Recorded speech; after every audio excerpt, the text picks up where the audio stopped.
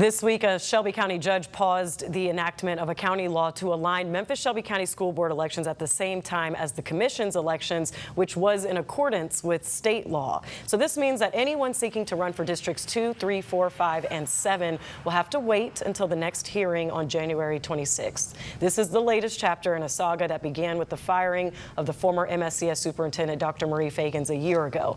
Benny Smith with the Tennessee Election Commission outlined the school board's biggest argument. Yeah, one of the arguments they're going to make is that how can you place a seat on the ballot that isn't vacant?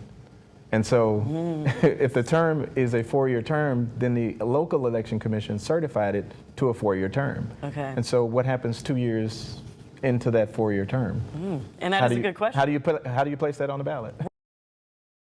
So, Reverend Whalum, since you've had expertise on the school board before, remind us again where you kind of stand as far as whether these board seats should be up and cut short 2 years potentially. And then also, is this the judge's ruling, is that a win for these school board members? Oh, I think they think it's a win. They're celebrating right now, probably. I remember Tamika Hart and Martavius Jones celebrating when they decided that we were going to surrender the charter schools. Well, look what the result is. So it's a short win. It's a short-lived win, but it's Exhibit A, prima facie evidence for a state takeover. This is ridiculous. Go ahead, stay on the board, but it won't matter because the state, I think the state legislators are watching this and saying, come on, man, we got to get together. And there is evidence that the Senate and the House leaders are reconciling their versions of the takeover legislation. It is time to do it. Let them stay on the school board. I don't care if they stay 8 years, 10 years, 12 years, but bring in the takeover so that this present sitting school board won't be able to go against the will of the people anymore. And reminder that the school board elections are now partisan. So come May 5th on the primaries, they're going to have to, whenever this is decided, they're going to have to run for their declared party. So Luke, bring some clarity to me. Why does it matter whether the school elections are partisan? It matters for a couple of reasons. First, this is an extra layer of accountability for school board members. They are having to go through another election. They have to run in a primary first to even get on the ballot for the general election. So it's yet another opportunity for voters to say, yes, we like this school board member or potential school board member. We like the values. We like how they will govern or not. So it's another layer of accountability. What it also does is it will show us which school districts in Shelby County and perhaps across the state are succeeding, which ones are not, and who is leading them.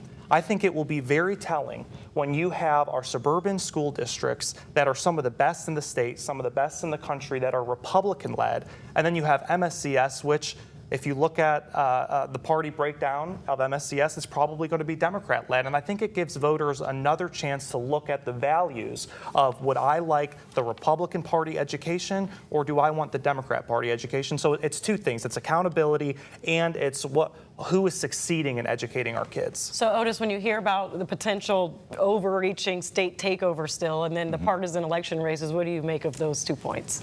Well, first of all, I agree with Ken. I do think that the legislature is going to push this takeover. We have Brent Taylor and we have Mark White. They seem to have reconciled their differences from last year, and they have a willing accomplice in Cameron Sexton, the House Speaker. So I think that is going to happen. But I'll just say very quickly, there is no Democratic or Republican way to run schools. Education is not a political issue. Education is an education issue.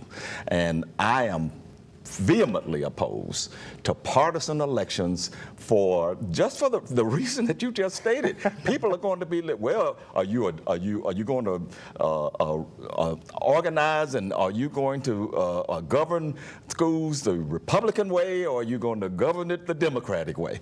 That is no way to run schools. That is no way to do education. I'm completely opposed to it. I don't know how I can agree with both of them, but I do, especially Luke's point about looking at the suburbs, which are Republican-led, and looking at the city, which is Democrat-led. And you got to ask the question, well, why is the city system failing? And I just wish that were not the truth. So January 26th is when the judge will have the next hearing on this whole pause on the school board seats, those 5. So I have a question, like, what do you think that judge will decide? Will those 5 seats be on the primary ballot or will those members keep their seats? I don't think the judge is going to take them out of their term. I don't think he's going to say, well, no, you got to run for re-election again. I don't think that's the case, and I think it's unfair to the community, but it just is what it is. There is a question. I'm a recovering attorney myself, and typically when a state law is implicated, you have to notify the AG in the case. And so I don't know if the AG has been notified, but it would be interesting to see if the state wants to defend this law, intervene in this case. Look, anytime you cut terms short, there is a constitutional question. So the question is the law, how this law was written, does it pass constitutional muster? And I think it's a question that needs to be answered. I agree with that. Okay, well, thank you, gentlemen. Lively discussion as always, and thank you for watching. Please join us next week for ABC24 This Week.